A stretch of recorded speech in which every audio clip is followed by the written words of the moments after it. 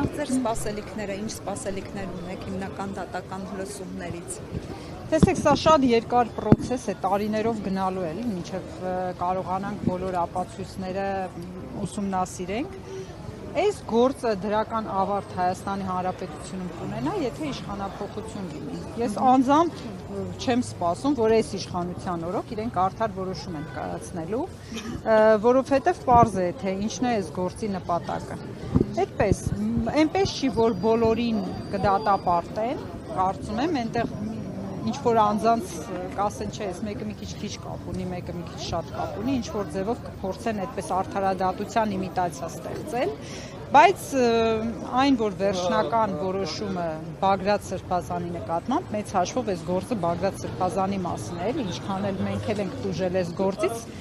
սա Բագրատ Սրբազանի դեմ է ուղղված, Բագրատ Սրբազանի նկատմամբ, եթե այս իշխանությունը մնաց իշխանության, մեղադրական որոշում է կայացնելու։ Իսկ միտումնավորություն տեսնում եք այստեղ, որ օրինակ ոստիկանները հենց գործը ձգձգելու համար են մեղադրյալներին չեն բերել դատարան, թե այնուամենայնիվ հաշվի առնելով այս